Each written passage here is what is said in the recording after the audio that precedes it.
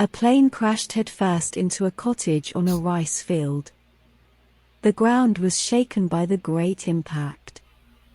The children and women in Snake Mountain all rushed out of their houses to see what had happened.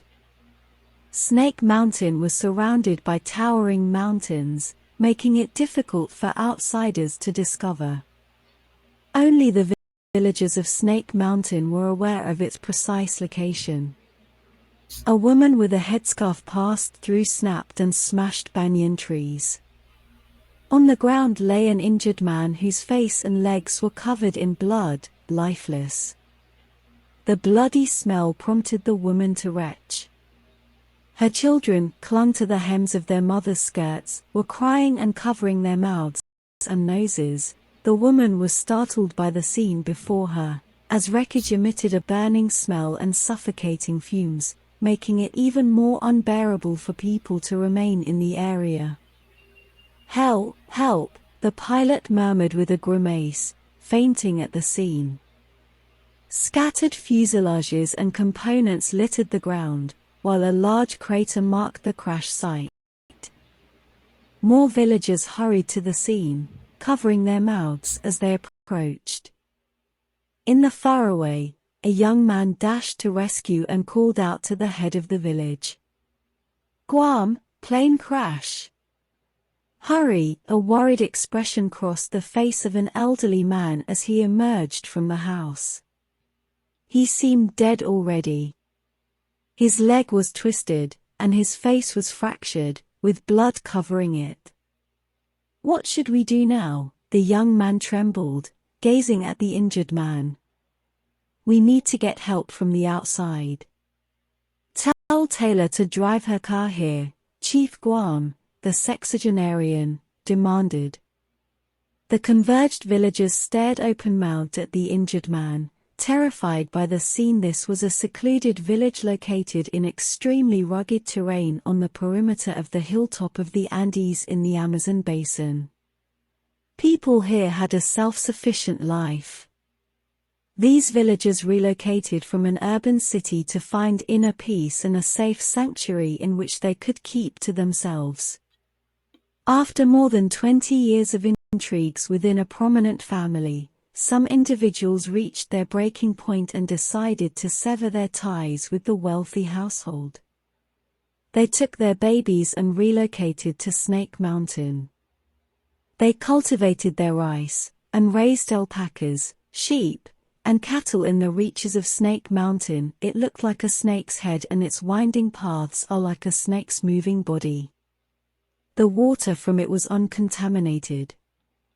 The door was never closed at night. Dogs lay on the ground lazily. Children played with the dogs during the day and went to bed early at night. Taylor drove her truck here, while two villagers propped the man in the armpits and dragged him onto the back seat of the truck. Taylor floored the accelerator and arrived at Dr. Young's clinic within 30 minutes. It was as if a racing car sped across the finishing line. "He needs to go to a big hospital immediately," Dr. Young said after the examination. "Let me contact the hospital. Ask them to send a helicopter here." Dr. Young was the solely certified doctor within an 80-mile radius of Snake Mountain. He could perform some surgeries on needy patients, yet this time all he could do was just staunch the bleeding and relayed it to the big hospital. A nurse was sent in to administer an intravenous drip to the injured man while Dr. Young swiftly cut off the torn shirt and used a hemostatic clamp to control the bleeding. The pilot named Michael was immediately hospitalized in Lima and underwent surgery. The crash arose the suspension in Guam's mind. Due to the location of the village, no one seemed interested in such a mysterious place and even drew attention to visit here. Why did the young guys come here and even had a crash here? Guam pondered. A howling roared in the distance as Guam looked at two little Peruvian Inca orchid puppies, stroking them affectionately. After 11 months, the The pilot made a full recovery and returned to the village with a successful facial reconstruction. Standing 5.9 feet tall, he possessed finely chiseled features.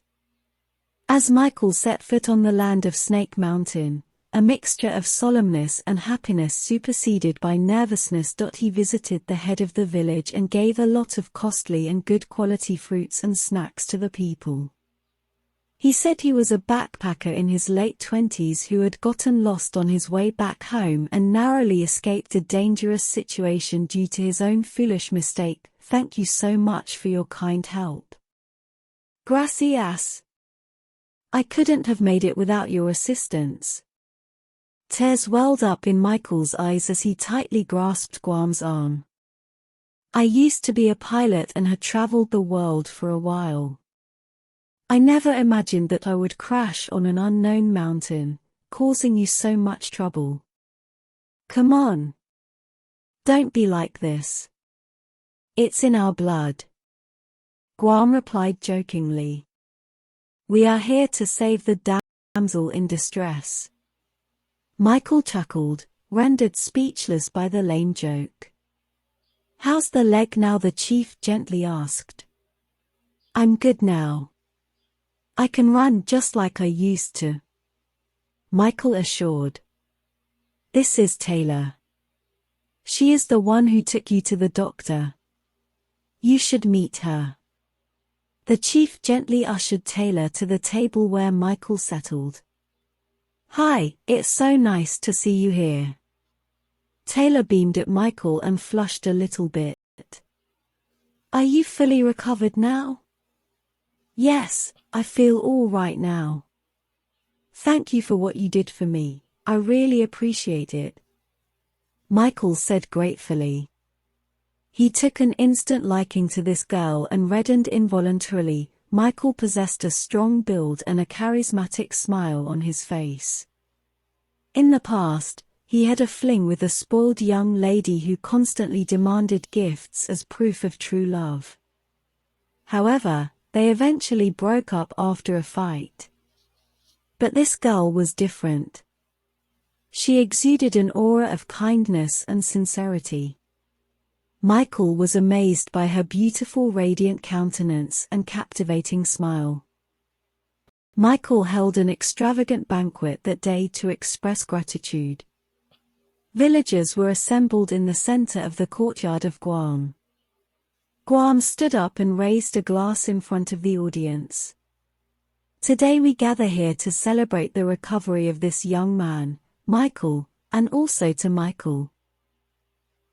Gracias por tu hospitalidad. I hope you can have abundant life and get a girlfriend soon. Ha ha ha. Guam teased wickedly. Michael felt embarrassed, forcing a smile. Everyone laughed out loud.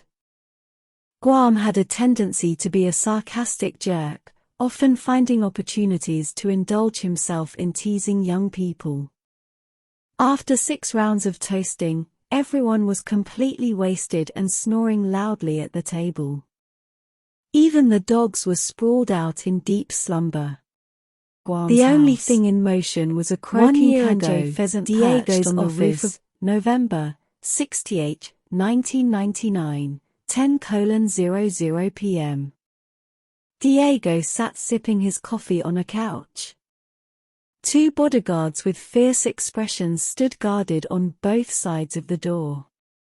He was now a big shot in the financial holding circles, running businesses like money laundering for rich people and, also even maintaining a few hired assassins for his personal benefit. A knock on the door. Come on in, Diego said, puffing some smoke out of his nose. A pipe of cigar in his palm. A man dressed in a Burberry suit appeared and took a seat across from Diego. He placed several pictures on the table. We have found the exact location of those runaway cowards, the man said solemnly. Diego put on his multifocal glasses and carefully examined the pictures. Where is it? Diego asked. It's located at the top of Snake Mountain. These pictures were taken by satellite. We also found Guam was still alive, the man said solemnly. Then it's time to take revenge. Diego said through gritted teeth. Hire 1 or 2 spies to kill Guam and get my treasure back.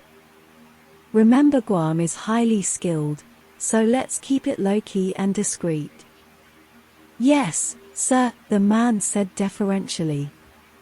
Diego loosened his tie a little bit and glanced at the pictures again.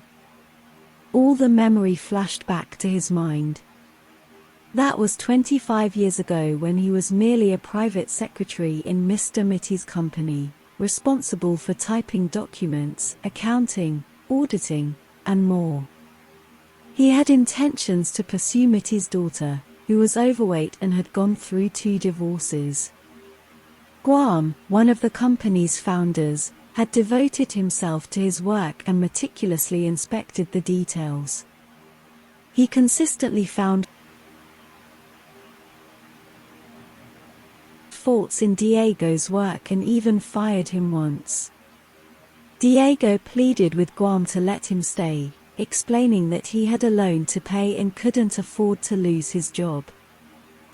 Guam reluctantly gave him a second chance but held deep contempt for him ever since. On the night of the banquet, 1:30 a.m. December 12, 2001.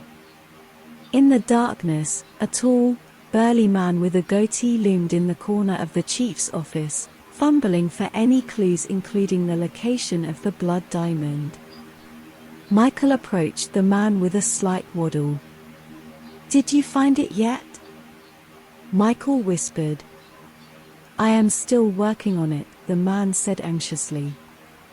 1 hour passed. They still got nothing from the office. The man slumped on the sofa with a long sigh. "It's like looking for a needle in a haystack.